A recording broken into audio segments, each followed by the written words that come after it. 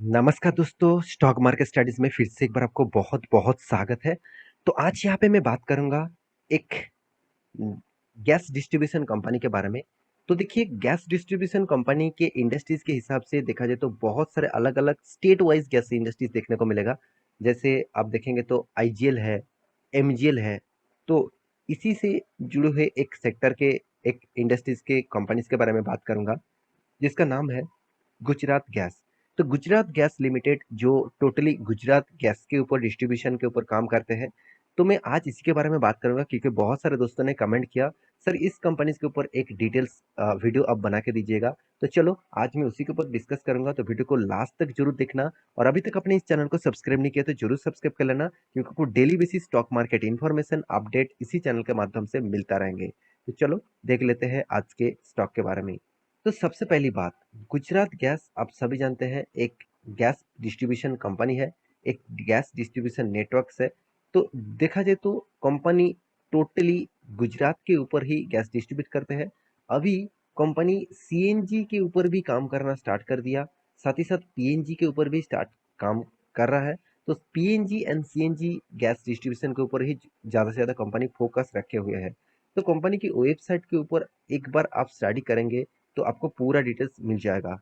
तो कंपनी देखिए यहाँ पे पीएनजी जो है वो दो तरीके से होते हैं, एक इंडस्ट्रियल के ऊपर यूज किया जाता है, एक डोमेस्टिकल भी यूज किया जाता है। तो आप देख सकते हैं पीएनजी डोमेस्टिक के ऊपर भी बिजनेस करते हैं, इंडस्ट्रियल के ऊपर भी बिजनेस करते हैं, कमर्शियल भी यूज करते हैं। कमर्शियल मतलब जितने सारे व्हीकल्स होते हैं तो उसके ऊपर भी यूज किया जाता है पीएनजी का गैस, एंड सीएनजी भी यूज किया जाता है व्हीकल्स के ऊपर। तो आप डोमेस्टिकली आप देखेंगे तो पीएनजी का जो मतलब डिटेल्स डेटा है आपको दिखेगा, और पीएनजी का इंडस्ट्रियल भी देखेंगे तो वहाँ पे भी दिखेगा।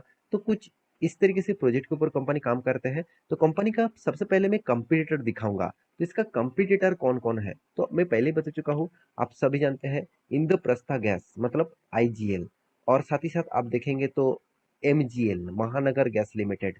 तो दोनों कंपनीज के ऊपर मैं पिछले हफ्ते में वीडियो बना के दिया था। वो वीडियो आपने नहीं देखा तो जाकर देख सकते हैं, बहुत इंटरेस्टिंग है।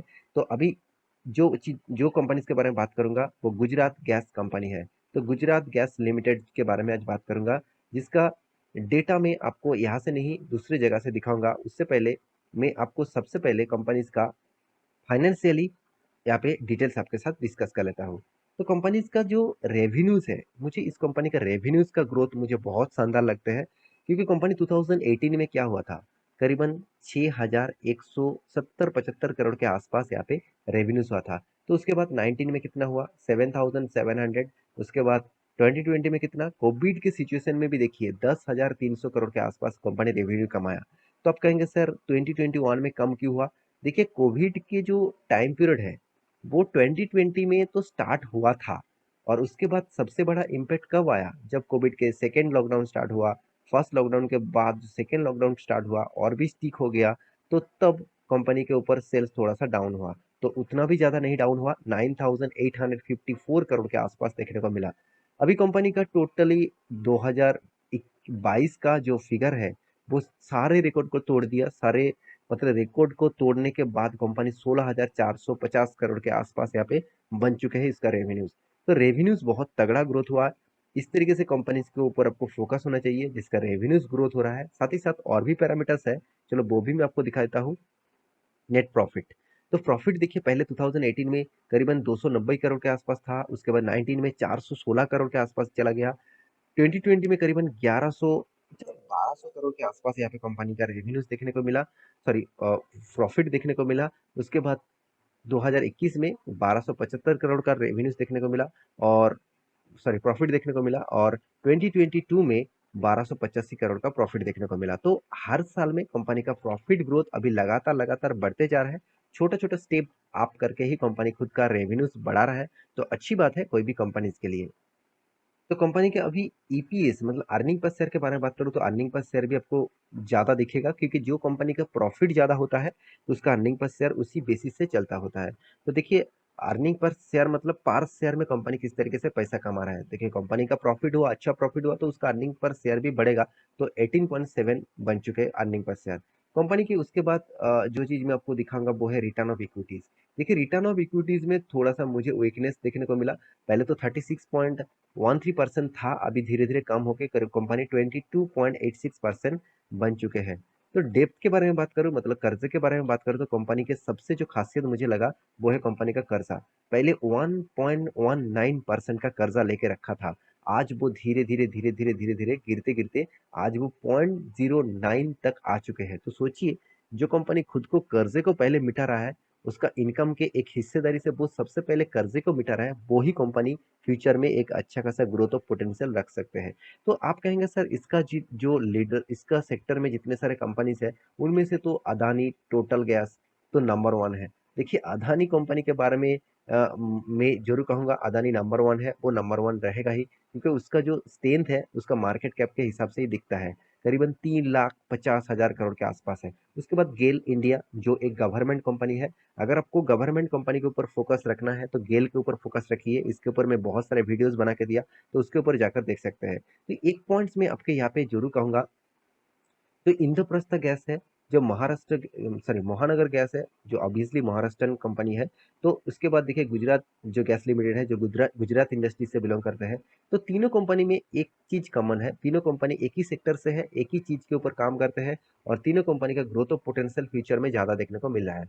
तो अभी इस कंपनी का मतलब कर्जा कितना है कंपनी के ऊपर वो मैं आपको दिखा देता हूँ कि सबसे पहले कर्जे के से पहले मैं जो चीज आपको दिखाना चाहूंगा वो है रिजर्व एंड सरप्लस। ये भी बहुत इंपॉर्टेंट पॉइंट होते हैं कोई भी कंपनीज के लिए, क्योंकि देखिए रिजर्व और सरप्लस क्या होते हैं कि आपके पास कितना रिजर्व है, आपके पास कितना पैसा है जो फ्यूचर में अगर कोई भी दिक्कत का सामना करना पड़े तो वो रिजर्व से आप काम चला सकते हैं। तो कितना रिजर्व एंड सरप्लस है, आपका पैसे का कितना रिजर्व है, आपका देखिए वो पैसा भी हो सकते हैं, आपका कोई मतलब कोई मशीनरीज भी हो सकते हैं जिसको आप बेच कर ही पैसा का मतलब ले आ पाएंगे। तो इस तरीके से कुछ प्रोडक्ट भी हो सकते हैं। तो कंपनी का रिजर्व धीरे धीरे ग्रोथ हो रहा है, अच्छी बात है। 2018 में 1700 था, उसके बाद 19 में 2000 बना, उसके बाद 20 में 3000 बना, 2021 में 4000 बना, उसके बाद 2022 में 5400 बना। तो कंपनी का लॉन्ग टर्म बोरिंग के बारे में बात करें तो लॉन्ग टर्म में कंपनी का कर्जा धीरे धीरे कम होता गया। तो ये सबसे बड़ा पॉइंट मुझे अच्छा लगा, क्योंकि कंपनी का जो सबसे पहले जो मकसद है कर्जे को जीरो में ले आने का, मतलब कंपनी का जो डेप्थ है वो टोटली जीरो करने का कंपनी मकसद लिया हुआ है। तो यहाँ पे अच्छी बात है, कंपनी लगातार लगातार कंपनी को कर्जे को मिटा रहा है। अभी एक चीज और देखना चाहिए, कंपनी का जो शॉर्ट टर्म बोरिंग है वो क्या है।